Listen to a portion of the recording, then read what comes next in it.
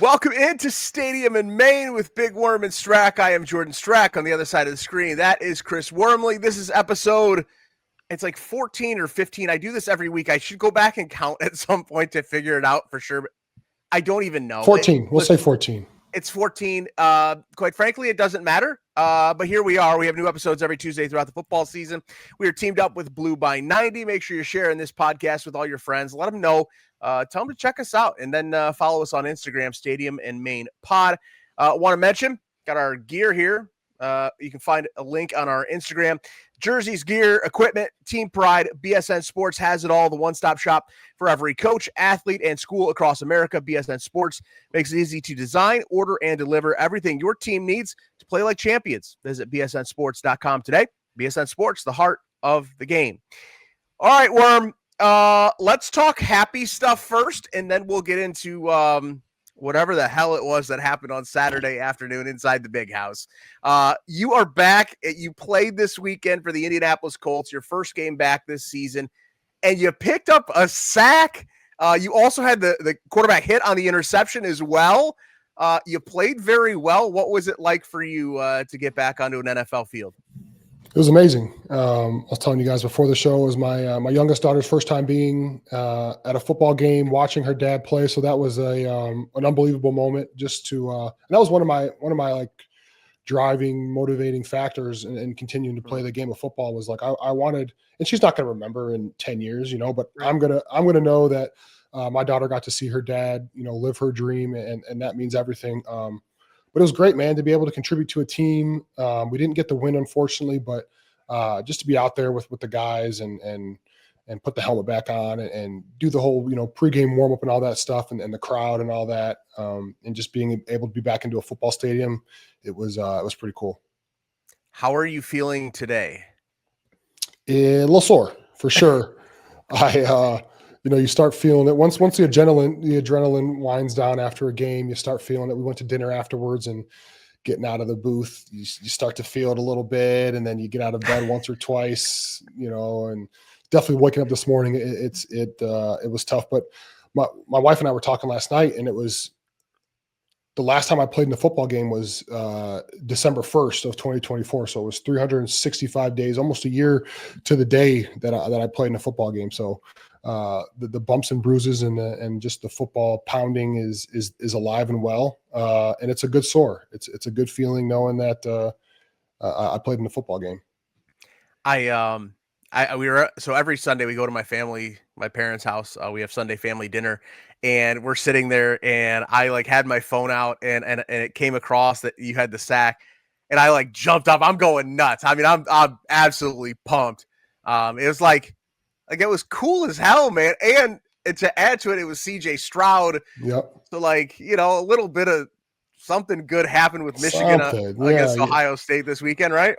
Yeah, you try and take any small win you can, and we posted it on the Instagram page, and hopefully that eased some of the pain. And the comments weren't too friendly. They're like, "No, screw that. The Wolverines still lost. We don't give a shit about your sack." But, yeah, to hell with you, Worm. Yeah, whatever. Not now. Read the room. Yeah, whatever. No, listen. You should you celebrate all you want. Happy for you, proud of you. Thank you. Absolutely incredible. What a story, man, to get you back in the NFL. It's pretty freaking cool. So, but all right, let's get into this thing. Obviously a demoralizing weekend. I don't know if there's really a good way to even put it other than it was demoralizing. You look at it and you just have to be real with it. There's no reason to sugarcoat this thing. Michigan got bullied on Saturday. They just did. Ohio State did to Michigan what Michigan has done to a lot of teams during their 3 or 4 year run, and it was tough to watch there, especially late in that second half. That was a tough one to watch. Yeah, after those first two possessions, and I knew it wasn't going to be pretty when they had they went down, they kicked a field goal, and they had to score. If you're going to beat a team like Ohio State, you have to put up touchdowns. You can't settle for field goals. Settling for field goals is just kind of delaying the inevitable of Ohio State putting up points, because they're going to put up points. So when they kicked a field goal at the first possession, and they come back with that huge interception, and then kick another field goal and it's 6-0, I knew it wasn't going to be pretty for the Wolverines for the rest of the game. When you have a chance to go up to 14-0 on the number one team in college football, you got to take that opportunity. You got to go for it on fourth down. You got to be able to put up, score touchdowns in the red zone and not settle for field goals. But it was deflating. It was demoralizing to watch both sides of the ball get bullied. It wasn't the Michigan that like you said, we saw the last 3-4 years when they were on this kind of run of beating the Buckeyes, and to watch it unfold like that, especially in the big house in Ann Arbor, it wasn't fun. It wasn't fun watching. No, it wasn't. And so I'll piggyback off what you kind of said. I didn't mind the 3 points on the opening drive, actually. So go down. I thought there were some good things that happened on the first drive, the big Jordan Marshall run. And when I saw him break off that first run, 2 things came into my mind. 1, if it's Justice Haynes, he scores a touchdown. 2, okay, maybe he is healthy. I didn't mind the opening drive field goal. My problem was after the interception, you have to score 7 there. You have to. Like I would have much rather they went for it on fourth down and didn't get it than put up 3 there. You got to be able to take the chances. Yes. In that game, when the cards are stacked against you and you have a chance to go up 10-0 against that team, everybody on that Ohio State sideline, if they're down 10-0 right there, every single person is thinking, oh, shit. Here we go again. But what it did is it gave them momentum. They said, oh, we're good. We held them to a field goal. We're only down 1 possession. Yep. We'll go get that no problem. And that to me is the issue.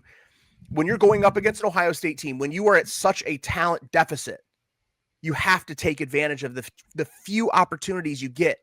And they didn't. And that to me was, that was just a kick in the gut early in the game. And it was all downhill after that. Yeah, they didn't really recover after that. They start off hot, but you only get 6 points out of it. And then, you only scored 9 points total in the game, and they never recovered from it. Jordan Marshall gets hurt. Andrew Marsh doesn't get a single catch. It's like all these things that they were building, the back half of the season, it just all went out the window. It seemed like on the offensive side of the ball, and Bryce had a couple good throws, a couple good, QB scramble runs, but it just never transpired or what we thought this was going to look like. Like we said it all year, like, okay, if they're saving Bryce for something, it has to be for this game.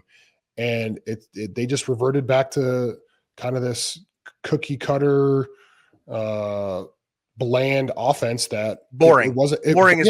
It wasn't going to get done. It wasn't going to get done. Now, if Marshall and Haynes were both healthy and they could, rush for 300 yards like they have in past games, then sure, yeah, that's fine.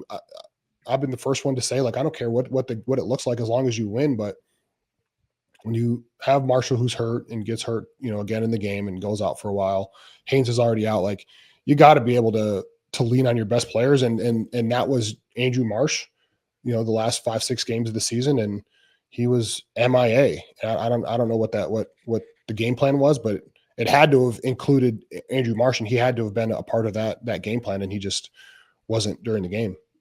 Yeah. I'm going to get there in just 1 second. I first want to, let's just discuss it and be done with it.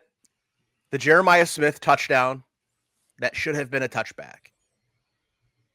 I want to clarify and say right off the top, that is not why Michigan lost the football game. That Correct. Is not why they lost the football game, okay? It did change the football game dramatically, though. And here's why. To take those points off the board for Michigan and give them the ball back, it just flips everything from a mental standpoint. And we talked about it last week. If Ohio State has some adversity and they start thinking, oh, God,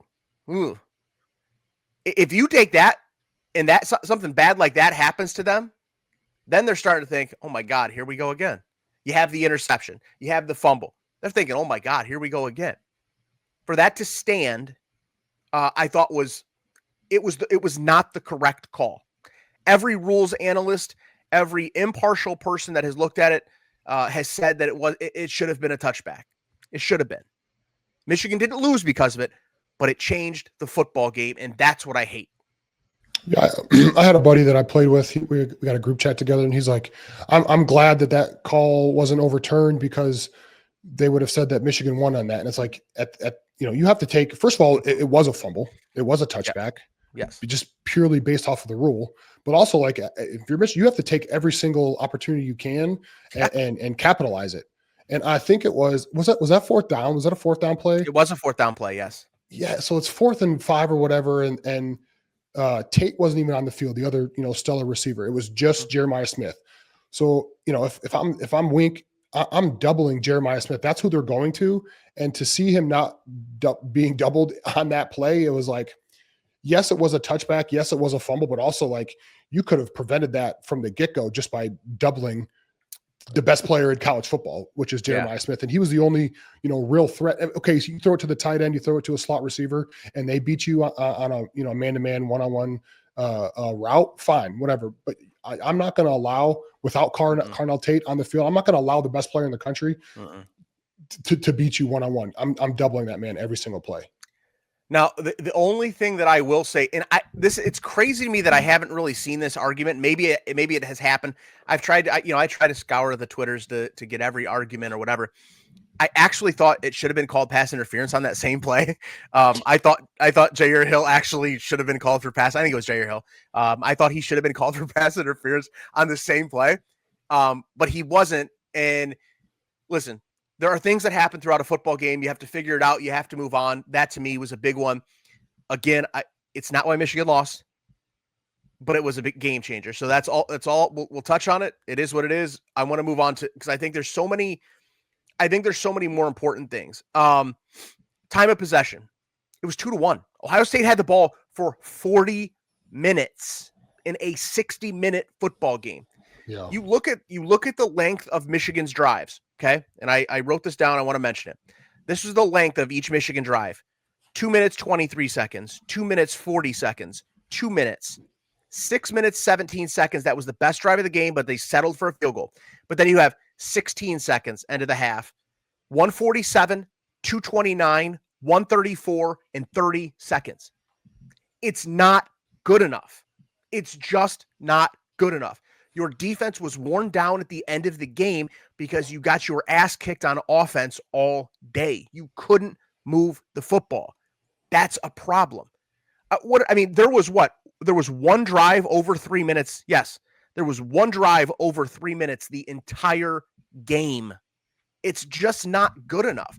Even if you're not scoring touchdowns, if you're not getting points, you have to stay on the field. You have to extend some of these drives just to give your defense a break. And offensively, I don't know what the plan was, but it wasn't good enough. Yeah, I mean, I sat here last week and said, if Michigan's going to win this game or even be somewhat competitive in this game, like they have to control the time of possession, and that was going to be being able to run the ball. And it looked like they were going to do that at the beginning of the game. Jordan Marshall gets hurt, but you look like you say 16-second drive, unacceptable. Only one possession over 3 minutes. One possession over 3 minutes. That doesn't even make sense. Like that honestly does not make sense when you're talking about, especially when you talk about what Michigan is and what they've been able to do when they're running the ball and how they've been able to run the ball all season. And you only have one possession over 3 minutes. It's unacceptable. And that, this is a team sport. So all three phases are going to, affect the other. So defense is out there for extended periods of time, and then they go 3 and out, or they go, 4 or 5 plays and right back on the field. That defense is going to be exhausted. They're not going to play to the standards that we know that they could play at. And they also have to take some blame in this game as well. But time of possession, and when you look at it, whether you're in the NFL, high school football, college football, whatever, that is a huge determining factor in wins. And Michigan got absolutely destroyed. 2-1 is unheard. You want it to be, at least 30 minutes. at a minimum. But 40 to 20, minimum, it doesn't even make sense. You had the ball for only a quarter and basically a quarter. It doesn't make sense. And you're not going to win. You're not going to win a football game against the not best when you team play that style of football. No, not the best team in the country. You're not going to. If that's the style of football you want to play, and that is the smash mouth Sharon Moore football that they're not going to deviate from, you at least have to extend drives. Like that's just none of it's good enough. Yeah, this isn't the Oregon offense, in the early 2010s, where they can score in 3 plays, but they're going to put up 60 points, and it's just going to be a shootout.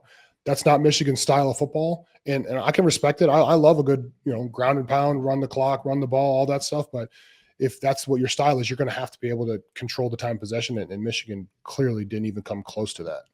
Yeah, my biggest issue with the offense is there was zero creativity. Zero. There wasn't Worm, we have seen in past Michigan-Ohio State games, you have the throw to Loveland from a running back on 4th down and 1 down the sideline. Even a AJ Henning once took a jet sweep around the end. There wasn't a flea flicker. And to be fair, it's really hard to do those kind of things against Ohio State. And I just, let me mention it. Ohio State is really damn good. They're the best team in the country. They've won 16 straight football games. They're good. I get it. But there was nothing from Michigan creatively. And I don't need you to run, 46 flea flickers and all this. I don't need all that. But you have to do something to get your young quarterback a chance in the football game. You have to steal some points somewhere. Michigan, it felt like they came out on the opening drive, and when they saw that first big run from Jordan Marshall, and they saw that they were able to move Ohio State around a little bit, I think that immediately they went, same old thing. We'll just keep doing this. We've done this to Ohio State for 4 straight years. We'll bully them by the 4th quarter. We'll wear them down. That's what it felt like. It felt like that might have been that first drive might have given them fool's gold, and they felt like they were just going to be able to pound Ohio State again. And Ohio State is not the same team. They're not. Those big dudes up front are good. Their defensive line mauled Michigan, and their offensive line mauled Michigan the entire time. But my biggest issue is that there's nothing creative that we saw at all from Michigan. I mean, if that was their mindset, was like, hey, Jordan Marshall first play, we're 30 yards, whatever it was, let's keep doing it. Great, that's a great game plan to have. But what happens when you get punched in the mouth? What happens when that stops working? You have to have your scripted plays are gone now. Your first 15 are gone. What does that look like when you need to get a spark? What does that look like when you need your young quarterback to get going? Like it just seemed like they weren't helping the situation. The play calling didn't help the cause of Michigan's offense, stalling, fluttering, whatever you want to call it. Like it just wasn't. It looked like they just were like, okay, let's just stick to what we know. Let's stick to the run game. Let's stick to just, it's going to come, it's going to pop. And that's good. And that's fine if it's a close game. But once you get down by 2 touchdowns or 2 possessions to Ohio State, it's not going to end well for you, because Ohio State's going to continue to put their foot on the gas, continue to try and, the time of possession, all that stuff is going to matter.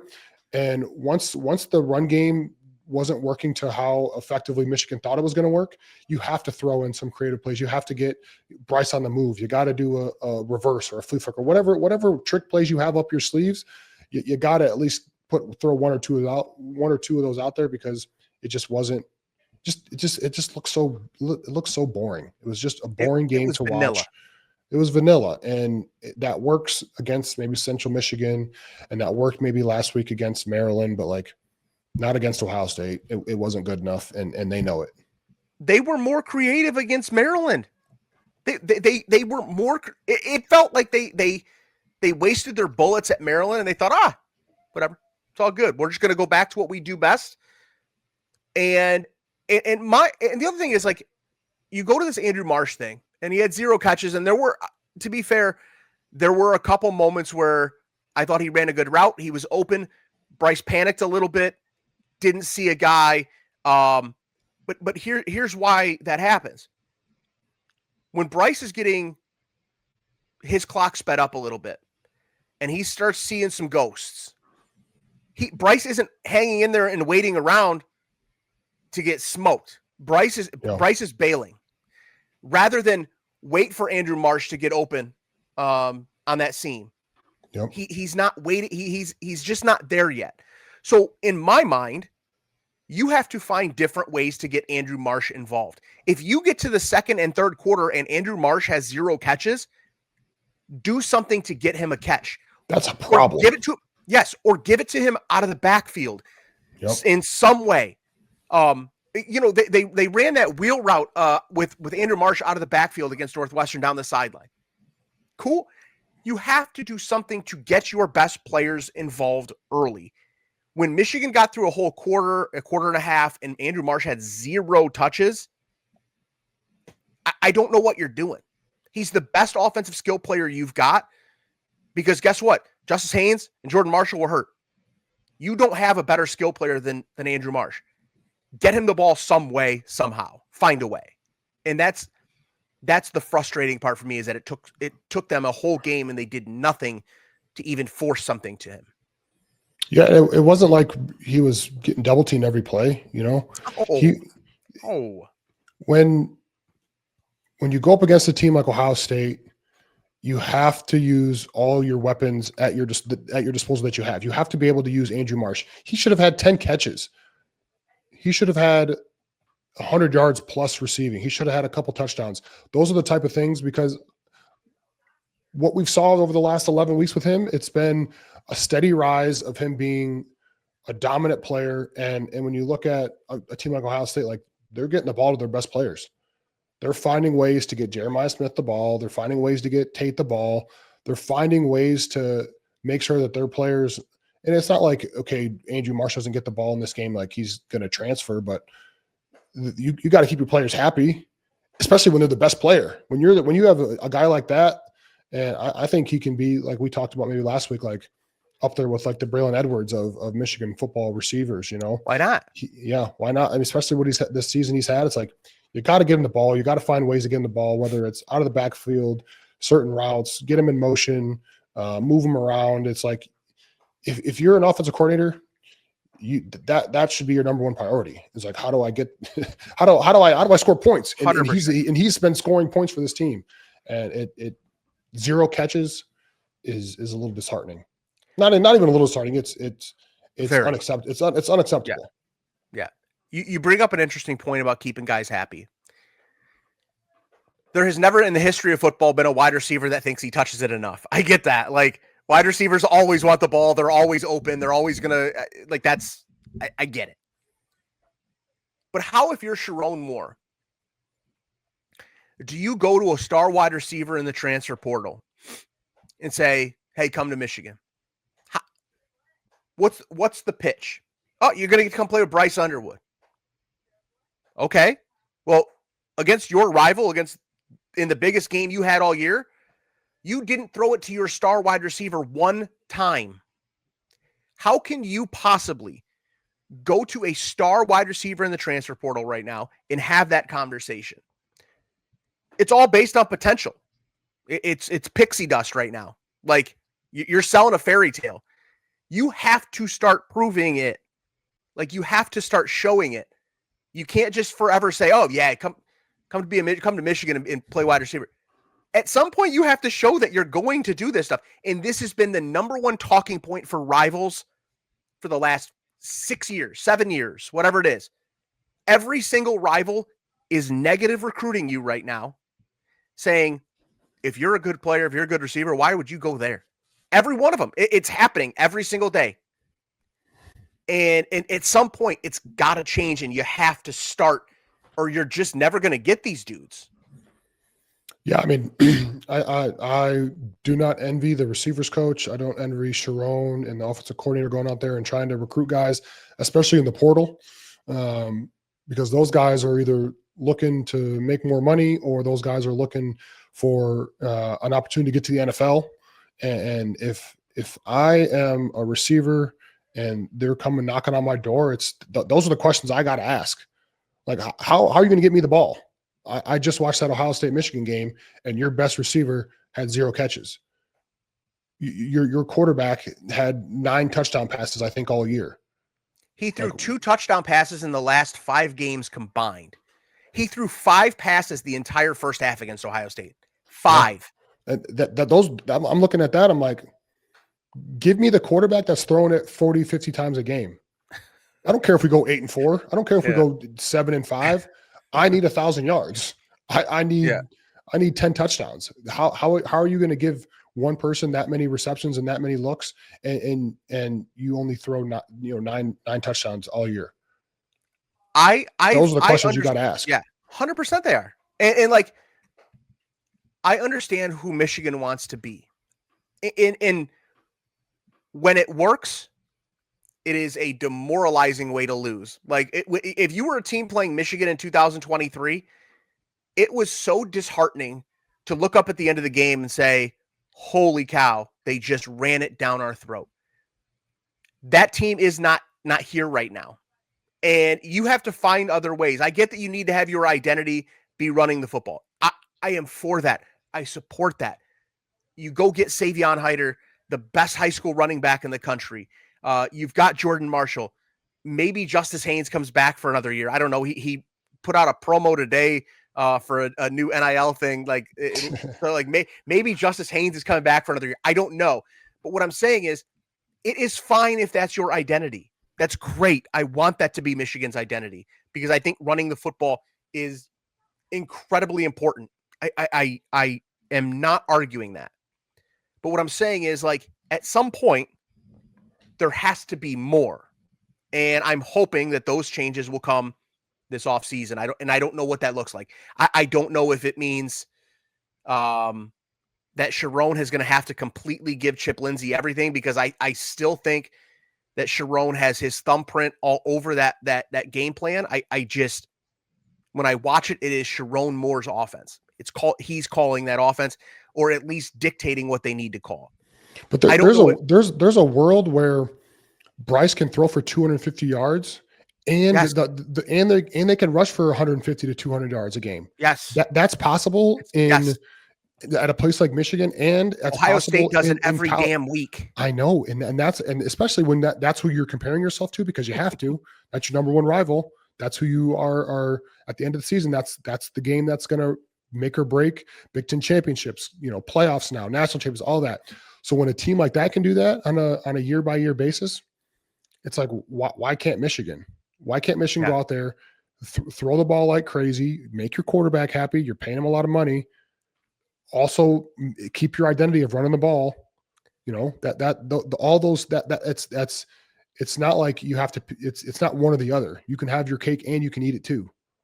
Chad Henne did it with Mike Hart in the early 2000s, for God's sakes. Like, it's not like we're trying to sell some like crazy pipe dream here. Like, it's possible. It's a thing. Yep. So let's transition into Bryce. I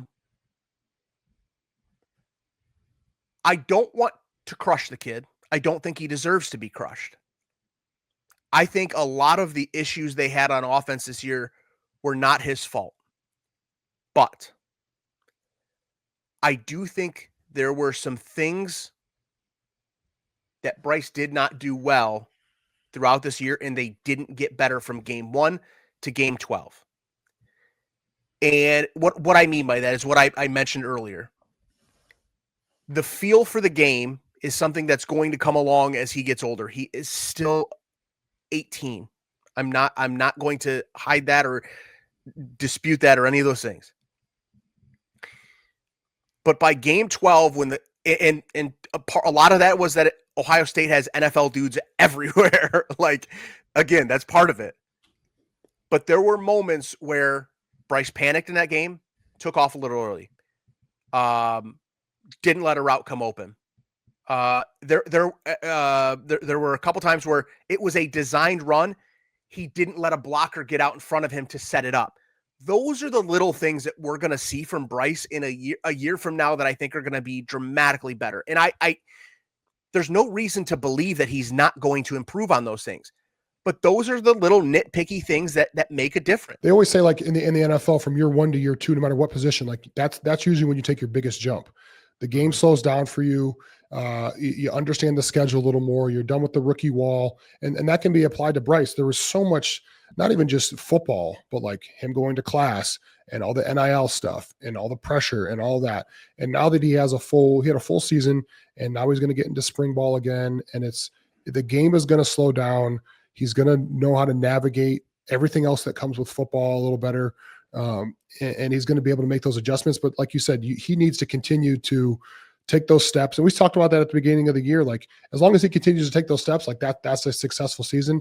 And there were times where he would take the step and then he would dip a little bit. And then he would take the step and he would dip a little bit. So from, the end of the bowl, whatever bowl game they go to spring ball into training camp, like he needs to take those steps to be the best player on the field at all times. He needs to be able to let the game slow down for him, because once the game slows down for a guy like that, like there's no telling what can happen. And that's what's exciting for me as a fan, sitting back and watching, is like seeing those flashes this year, and everything was moving at 1,000 miles an hour. And when he gets, more time watching the film, another year of this Chip Lindsey offense and gelling with this, young offense that he has, and those things do continue to click, for him in the game, for it to slow down and for him to be able to see things slower and let the game come to him. It's going to be crazy to watch that transformation, because of what he was able to do this year with, a young kid. Everything's sped up, everything's moving 1,000 miles an hour. And next year I think is going to be night and day. And I'm excited for that. Yeah, I totally agree. I think I am, if there's anybody bailing on this kid, like that's on you. Like I refuse to look at a kid with that kind of ceiling and that kind of talent.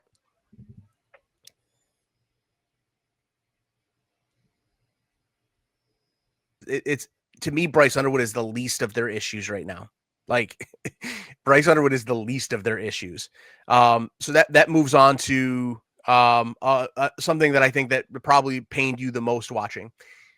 Ohio State's offensive line mauled Michigan, beat them up, wore them down, however you want to look at it. By the end of and throughout the game, Michigan got zero pressure. Zero. Jayshon Barham and Derek Moore were ghosts. They were non-existent. And that is the one thing that really surprised me. I knew Ohio State had a good offensive line, but Ohio State hadn't done that to not that bad to almost anybody. I thought, and here's my other thing. The fact that they continued to rush for when they're getting zero pressure. And I understand that sometimes if you rush more, then that means there's less guys back there to cover. Again, I understand football. But when you saw that you were not getting pressure with 4 and maybe a 5th, you needed to start sending somebody extra just to try something. Even if you're going to get beat over the top, at some point you have to send a little help, because the front 4 was doing nothing the entire day. And off Ohio State's offensive line, you got to give him credit. Kid from Findlay, a Northwest Ohio kid, Luke Montgomery. He had a day. Awesome. I was watching him. He had a day. It was awesome. He had a really he's good an day. NFL guy. And he's a baby. He's a baby still. But he was awesome. And I just that was the most surprising thing to me, was the lack of pressure and the fact that Michigan got worn down so badly.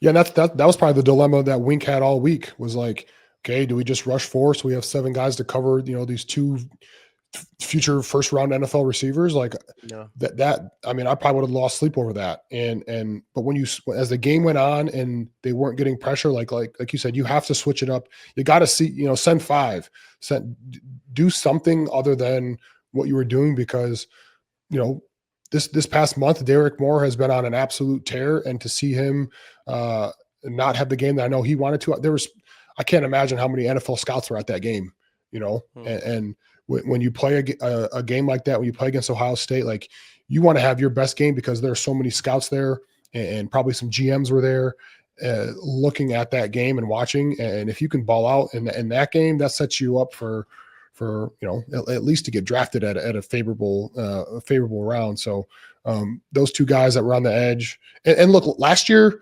the interior of Michigan's defensive line won that game for Michigan.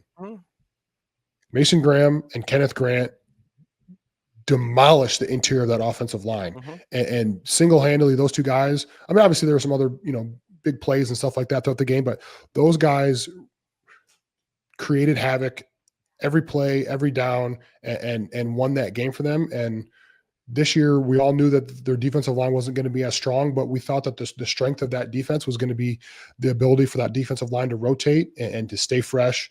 And we talked about the time of possession. And when you get worn down like that, it's tough. It's hard to stop the run when they're trying to bleed the clock. It's hard to get pressure when, they're worried about, covering the receivers. So it all plays into it. But watching those guys have zero success as a defensive lineman and knowing how a pressure can affect a game, or QB hits or sacks can affect a game, it sucked to watch. No, for sure. And the other thing that was kind of demoralizing, in my opinion, 3rd and 4th down. Ohio State on 3rd and 4th down. Ohio State went 13 of 17. 13 of 17. Michigan was 1 of 10. When you can't stay on the field as an offense in those situations, and you can't get off the field as a defense in those situations, it is, I mean, just the biggest kick in the junk. Like, it's demoralizing. Like, there's no other way to put it. And that to me was the maybe the biggest difference in the game. If Michigan can get off the field in a couple of those situations, give yourself a shot.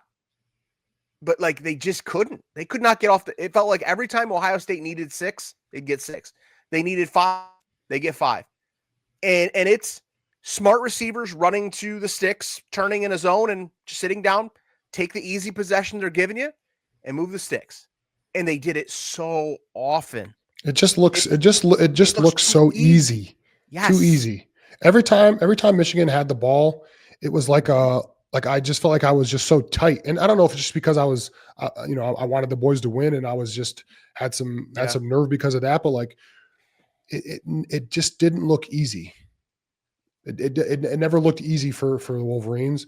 And I don't think it hadn't really looked easy all season. Like even when they would score, it's like, whew, okay, they scored. Like, okay, that worked that time. Ohio State goes out there and it just looks easy. It looks like they knew what they're doing. They know how to do it. They get to the sticks. They convert on 3rd down. They get the points when they need to, and it just looked.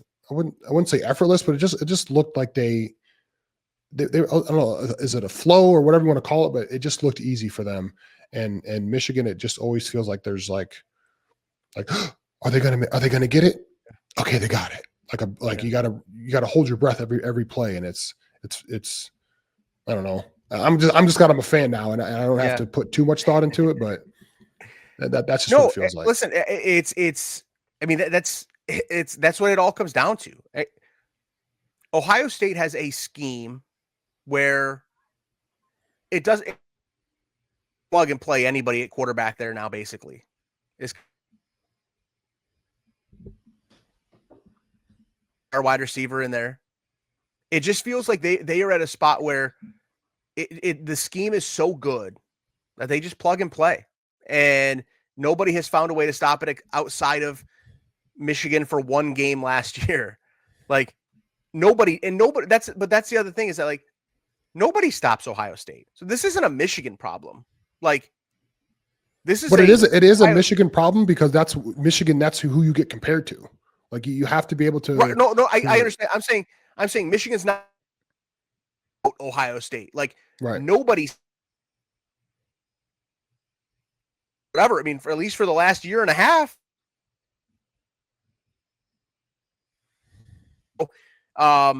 It's one of those things where Ohio State's damn good. You're going to be measured up against them, and yes, you're right.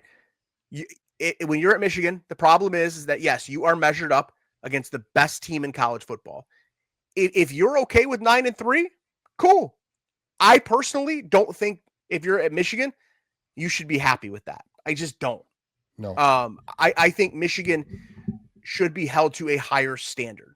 At some places, 9-3, they're building you a statue. Not at Michigan. Iowa, Michigan State, Northwestern, those type of places. If you went 9-3 at Purdue, they would carry you off the field and spin you on the drum. Not at Michigan. Like, no. I just, and that's, so let's go there. Let's start looking at the future a little bit. Let me mention this actually first. I forgot this. I just want to call out Jordan Marshall and Max Bredesen. Those guys were physically and visually, you could see they were beat up. Like, they both tried to go. Both of them. They did everything they could. And they deserve to be applauded and credited for giving everything they can on a day where not everybody on the team was willing to do that. Those two were. And I think they deserve some credit, and they should be shouted out because those guys love Michigan and they battled their asses off to get on the field, and it just didn't work for them because they were too beat up. And I appreciate you trying. Like, I as a fan sitting on my couch, I appreciated that they gave it everything they possibly could for the team.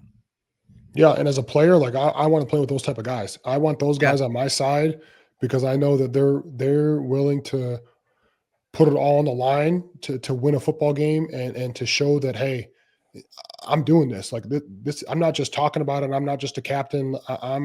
I'm laying my body out on this because this means so much to me.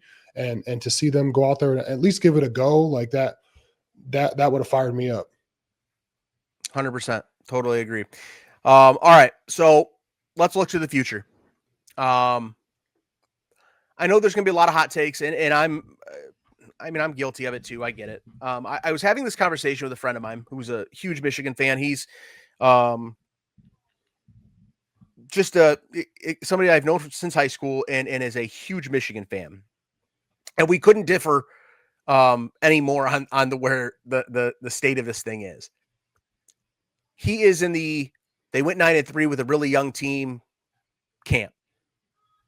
I am in they went 9-3, but I do want to mention this too. Let me make sure I get it right. Alejandro Zuniga put this out, who's a really good writer, by the way.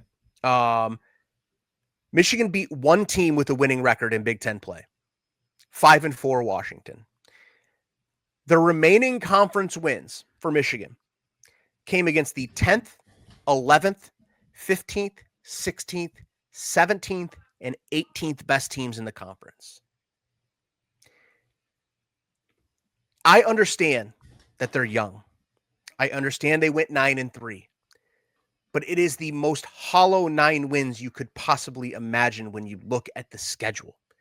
The 3 games that you played where you had equal or less talent, you weren't competitive in. That's a problem. And is it they're trying to reload, there were some injuries and they're young, fine. Okay. But next year, if you miss the playoff again for 3 straight years in a 12-team playoff, Sharon Moore will not be the head coach at Michigan if it happens again. Like, that's just how it is. Like, there's no, in my mind, there's no debate. Next year is make or break for Sharon Moore. I am willing, and I'm saying, yes, give him he has a 3rd year. No question. But guess what? You can't miss the playoff again.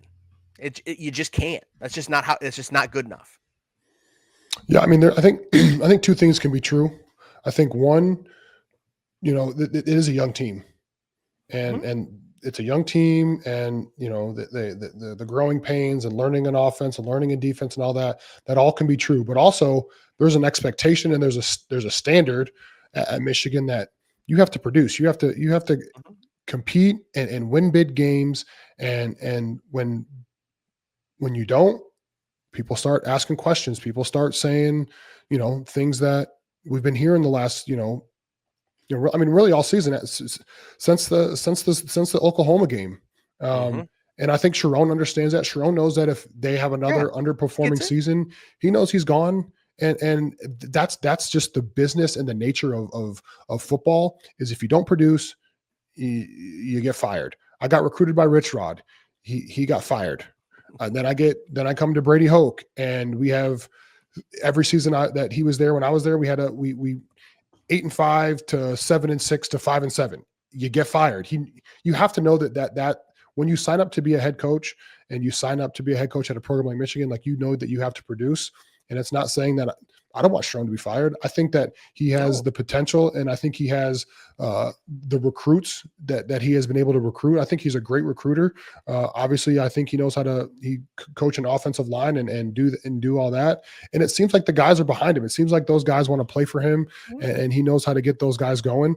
But in the world of football, and in the world in general, you have to produce. And if you don't, Michigan's going to be looking for a new head coach. But I'm excited for next year. They have to beat the teams that they're supposed to beat, and they have to be able to be competitive in the games that of teams with equal talent. And that's going to be a huge thing next year. And with those young guys taking a step, I think it's going to be good for them. And I think Sharon's going to have another year under his belt of being a head coach and learn from the mistakes from this year. Yeah, I don't want it to be misconstrued. Like, I'm rooting for Sharon Moore. I want him to be incredibly successful. I want him to win every single game that he's the head coach of the University of Michigan. That's not that is it. Point blank. Period. End of story. But the state of college football today, when you've got a $20 million roster, people expect more. That's just part of it. When Michigan got into the NIL game, and people are putting their hard-earned money into this thing, Yeah. they expect results. And that's, like it or not, that is part of the new college football. Look at Michigan State. They gave Jonathan Smith 2 years and he's out. You just don't have the time anymore to be average. And I think Sharon knows that. I think he's fine. He gets it. He's like, listen, man, all these guys that are college football coaches, if there's one thing that I have learned in talking to college football coaches over the years, which I've done a lot, is they know what they've signed up for. They get it. They will defend themselves against all the criticism, but they also know what it is. And as you look at Michigan's schedule next year, you've got Oklahoma, you've got Indiana, Iowa, Michigan State, which is always tough. I don't care how bad they are. Penn State, at Ohio State, at Oregon. Worm. It's That tough. is a gauntlet. Yeah. That's a gauntlet. Yeah. You look at Oklahoma, playoff team, Indiana, playoff team, Ohio State, playoff team, Oregon, playoff team. And then you throw in Iowa, Michigan State, Penn State. I mean, it's a gauntlet. And guess what? It's not going to be easy. So Nope. this offseason is absolutely huge for Michigan. Huge. And as I look at the transfer portal, a couple things. One, special teams, overhaul the whole thing. Blow it up. Legitimately, like, anybody that touched special teams, it's done. Like, it has to be blown up. Everything about special teams was terrible. Awful. There's nothing redeeming. Sorry. What's his name? Mikey Taylor. Mikey Taylor's a baller, man. Worm. Any special teams was an abomination. An abomination. Everything about it. No Zavada. He was good. Listen, he was good this week. That was good. That was great. He's gone though. So, like, anyway. So as I look at the portal though, you look at the needs. Wide receiver, edge, D tackle. Like, that to me is 1, 2, 3, and two of them are kind of interlinked. Like, I think you're solid on the offensive line. You had a bunch of young dudes, and you're getting Ty Haywood ready for next year. Andrew Babalola should be back next year. I think you're probably going to have to move Blake Frazier in, but he's a tackle normally. So there's going to be a ton of competition on that offensive line. That That's having problem to have. Yeah, having a bunch of offensive linemen that can all play. That's a great problem to have. Now, hopefully some of those guys don't transfer, which is always in the back of your mind. But 100%. having 7-8 guys that can legitimately start on your offensive line is a beautiful problem to have. Beautiful. We'll take it all day long. But as you look at that defensive line, though, like, yeah, you're going to have a couple five-star guys in there. Marshall, who didn't really play a ton this year, I thought would play more, actually. I actually kind of expected Nate Marshall to have more of an impact this year. Didn't, for whatever reason. But you have another 5-star edge coming in Carter Meadows as a freshman, which you never know what you're going to get. But you have to be better on the defensive line. That has been the blueprint for Michigan over the last few years or whatever when they've had success. You have to be better on the defensive line. And there are holes now. Like, you had graduate guys at both nose tackles. You brought in guys from the portal. That's like, you have holes now, and you have to address that D line immediately. Yeah, I mean that's where you got to start. Obviously receivers, but yeah, defensive line, like those two edge guys are gone. Barham and Moore, those guys are gone. How do you replace them? I mean, Guy should be back, right? And he showed flashes this year. But what's that interior look like? You got to be able to stop the run. Yeah, you got to be able to stop the run. You got to be able to get after the quarterback. And for so long, that's been Michigan's strong suit on the defensive side of the ball. I mean, going all the way back to when I played, we had a crazy good rotation of guys that all for the most part played in the NFL. And for that defense to have success, whether Wink is there or not next year, it's gonna rely heavily on that defensive line and who they can bring in. Yeah, and you brought up the Wink thing. It would not shock me if he took an NFL job. If he wanted to head back, that wouldn't shock me at all. So that's potential that Michigan could be looking for a new defensive coordinator. That's all speculation stuff, though.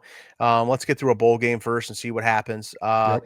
It looks, I think, by basically every projection, it looks like Michigan will probably be in the Citrus Bowl, and they're probably going to play either Vanderbilt or Texas, probably. Which both matchups are kind of awesome to me. Like, Michigan Tech, always great. Vanderbilt, like, you get to go play Diego Pavia, like, he's the most exciting player in college football to me.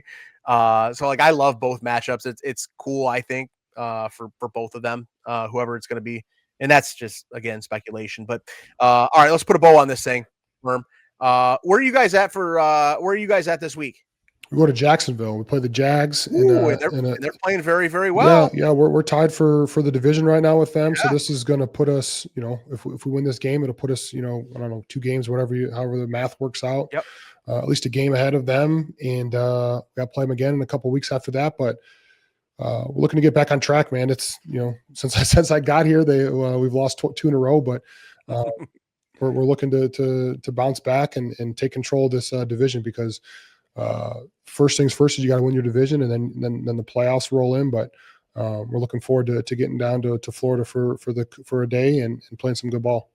Yeah, enjoy some warm weather. You won't really get to enjoy it a ton, but enjoy the warm weather while it's going to be freezing and miserable here back in the Midwest. As for Michigan, we will look ahead to a bowl game, and we will wait to see what happens. I don't know when we're going to tape another podcast. We'll do it eventually, but this will not be the last one for the year. No. Worm, appreciate it. This was not our most fun podcast, I'll be honest with you. There were some. It's a good event though. It's good to get your feelings out. It's good to let it out. Yeah, put it in the past now. Now we got to wait, another 362 days until they play again. But that's the beauty of sports, right? Is like it's not always somebody wins and somebody loses. Somebody wins, somebody loses, but the sun rises, and they'll get another chance. Absolutely.